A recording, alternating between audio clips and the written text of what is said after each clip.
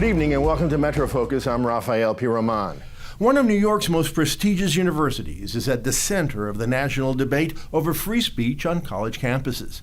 Protests have taken place at Columbia University after their College Republicans organization extended speaking invitations to a number of controversial far-right political figures. These were the scenes during an address given by the founder of the English Defense League, Tommy Robinson, a polarizing critic of Islam who in the past has condemned the religion as a fascist ideology that incites murder.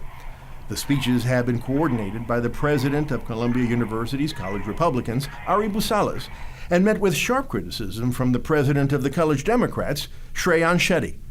Metro Focus producer William Jones had the opportunity to sit down with both of them, and he began the conversation by asking Ari why he felt the need to invite these speakers on campus. We brought both these speakers because of their effect in Europe. In Europe, we see a rise of national movements, especially in Poland. And with Mike, we really thought that he represented the Trump movement, especially those voters in the middle states like Texas, Michigan, even Wisconsin. So we wanted to bring speakers that represented those beliefs and allow them to discuss these ideas and allow students to challenge them, because some of these ideas are very not mainstream for this university, and we wanted to give them a voice because they are prominent, and the amount of viewers and especially on Facebook, Mike Cernovich gets about 100 million interactions per month, and that's something to be discussed. So, and sure, and Tommy Robinson has come to Columbia before. He was there in 2016. So why the outrage now? What concerns you most about these individuals speaking at Columbia? I think the outrage is always there. I mean, these folks are truly bigots. They are the worst of the worst. Tommy Robinson has said horrifying things about Muslims in America and England, and horribly anti-Semitic things. Mike Cernovich got his start as a misogynistic blogger and moved on to becoming a white nationalist and conspiracy theorist, promoting things like Pizzagate and encouraging a gunman to come in to Comet Pizza. This is not our American political system. This is not what we aspire our political debate to look like. As student leaders, we have a responsibility, an obligation to provide something valuable, something good, something worthwhile to our campus and to our communities. And this is not that. This is a disgrace to what we stand for. These folks bring nothing of value. You say add nothing of value, and Ari's made the point that, especially at a university like Columbia, which is a liberal school, a city like New York, which tends to be liberal, that we perhaps live in these safe spaces, and that a political bubble in itself, isn't it important to expose yourself to views and not stick within our own bubbles? No, I think these political bubbles are important. Look, I'm a Democrat from the Deep South. I grew up across the South my whole life. I get that. I lived in a conservative bubble my whole life. And I do agree, there aren't enough conservative voices on Columbia's campus. However, this does not remedy that. This is making a mockery of conservatism. I mean, if you really think Mike Cernovich and Tommy Robinson are leaders of conservatism, then conservatism has lost its way. It cannot be a real political ideology. I mean, conservatives and liberals should both be willing to condemn racism and hatred when they see it. Ari, let me bring you the mockery of conservatism. What do you say? So our goal this semester is to bring speakers on the wide variety on the right. We're bringing people like Dennis Springer, Herman Cain, Jonathan Haidt next semester. We're showing all the ideas of the right. We want people to discuss these ideas and debate them. I know people are uncomfortable with Tommy, and I'll condemn some of the things that he said on tweets, which I find offensive and should be said. But let's have these conversations, because some of these movements in Europe and in America are still here, and they have to be confronted, especially, as you say, they're immoral and disgusting. That's something that both of us can at least have questions about and challenge these speakers when they come. Let me ask you a little bit more about Tommy Robinson, the founder of the English Defense League. It's an anti-Islam and anti-immigrant organization. I want to play you some comments he made in 2013, just to give the viewer some context here. This was following the death of a British soldier. Two men who killed the British soldier and said that they were avenging the killings of Muslims at the hands of the British Armed Forces. Let's take a listen. Islam is not a religion of peace. Islam is fascist and it's violent, and we've had enough. Not just today, God bless our troops, we support our troops, but this is the end. It's the end, enough's enough. Tommy Robinson has also said that the Islamic community will feel the full force of the English Defence League if we see any of our British citizens killed, maimed or hurt on British soil ever again. Are you not normalising a very dangerous set of beliefs here? But I think a lot of the people who even play this or even have this conversation are normalizing these beliefs, with giving them the airtime. I think it's more important to discuss them and challenge them and then show that they're wrong if you believe that they're wrong.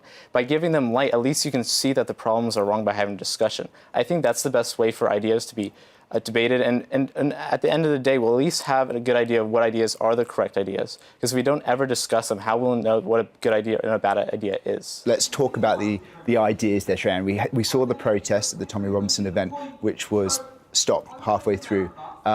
Isn't the best way here to combat this by fighting it with ideas, pressing these individuals, asking the hard questions rather than just merely shouting them down? Oh, I don't believe shouting them down is a tactic, and that's not what our organization did, and that's not what I did as part of our response to this. But what do you say to those that did protest at that event?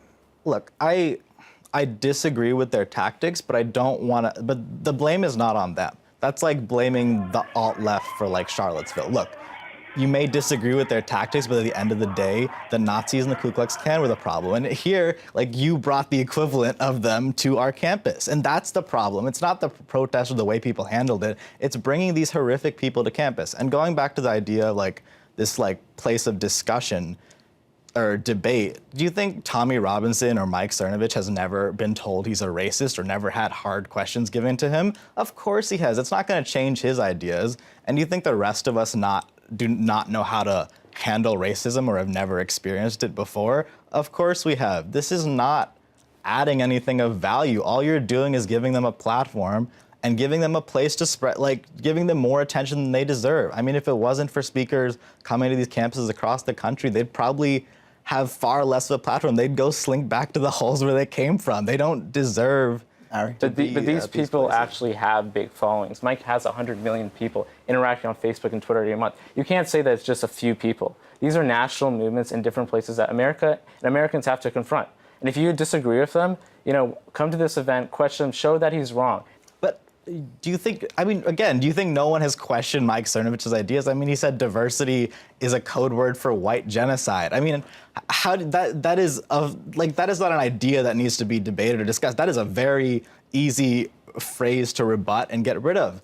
The problem is that it's not about free speech. It's about you providing them a platform. It's about you giving them opportunities and you basically endorsing them. I mean, I don't bring, the worst of like the liberal side to campus. Because should you? I don't think, no, I don't want to stoop to that level. Because when I bring somebody to campus, But name one speaker you brought this semester. All your club does is fund your trips to DC. I literally don't know one speaker that you brought this semester or the last semester who wasn't from Columbia.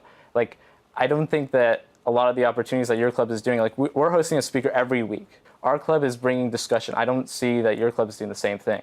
Like, what is the Dems doing to provide these opportunities for their students, these types of conversations? Yeah. Well, I mean, I think as a political organization, we like to do actual work, and we go and we campaign and we do good work in our community, and we actually try and have a difference. But going back to your point of discussion, we absolutely have brought great speakers.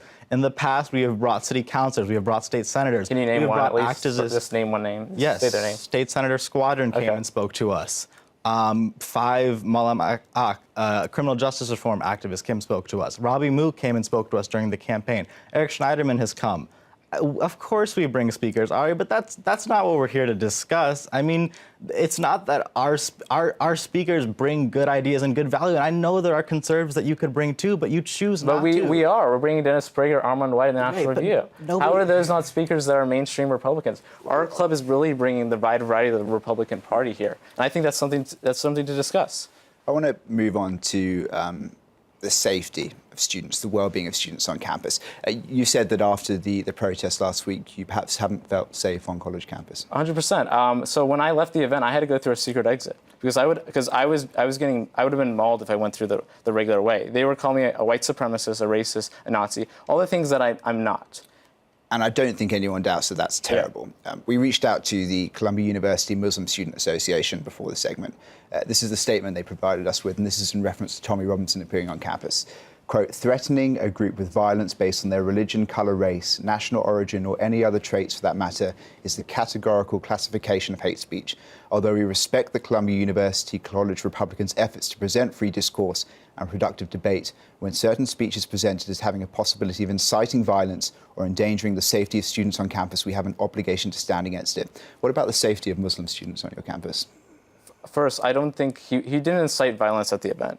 If you look at the Not the event, but his past comments, as we heard in that soundbite. Is that not inciting hate? And what about the safety of Muslim students on campus? Well, first, he was not even at the venue. It was a Skype interview, so there was no possibility of him actually hurting someone physically. I suppose the idea that if he's offering his views and then you're influencing someone on that Columbia campus, are you not then putting the Muslim students at risk? I don't think we were. I just think that, like, when he came last year, he was not inciting violence to those students. I think we looked last year, it was a really good conversation. If you look at the comments, we had students from the Muslim Students Association challenge him, and there was a lot of value in that. And they showed that some of his points and some of his comments were incorrect. But we wouldn't have that conversation without having him be there. And for sure, he's a huge person in England. You have to reckon that. And if you don't, then you're just living your own bubble. And I think that's dangerous as well. It's been a fascinating discussion. We're coming towards an end. I would like to get both your perspectives on this. How do you think the university as a whole has handled the situation? I'll start with you, Shreyan. Yeah, I think the university is trying to respect free speech, and I value that. I think respecting free speech is important, but there have, been incidents with the way they've handled some of those protests, some of those activists, that were not appropriate. I mean, they detained them for a while, and there were things like that I didn't see as appropriate. But again, I mean, I wanted to go back to that point about safety real quick. I don't want you to feel endangered at all. That is not, the way this should work. But again, you need to take that same level of empathy and provide it to Muslim students and provide it to African American students when a white nationalist comes to campus. I mean, you need to be able to give that same level of thought to other students on this campus, because what they say is really and truly harmful, and it is dangerous for folks. Ari, last word, respond to that and tell me how you think the university's handled it. So I think the university has been slow to, condemn some of the protesters have done with breaking the rules. I would have preferred that the university put out a statement saying that although we disagree with the speaker and he doesn't follow our values, we prefer that students protect the right of freedom of speech and respect it. We haven't had that statement out. I wish they did that, just because then at least we know that they're going to uphold their values. Right now, they are they're threatening to give suspensions to these students. But I think the university should put a stance on this, and they've done this in the past with Jim Gilchrist, and they put statements out about these types of situations. Ari Bursalis is the president of the Columbia University's College Republicans, and Shreyan Shetty is the president of the Columbia University Democrats. Really appreciate both of you gentlemen joining us today. Thank you. Thank you for having us.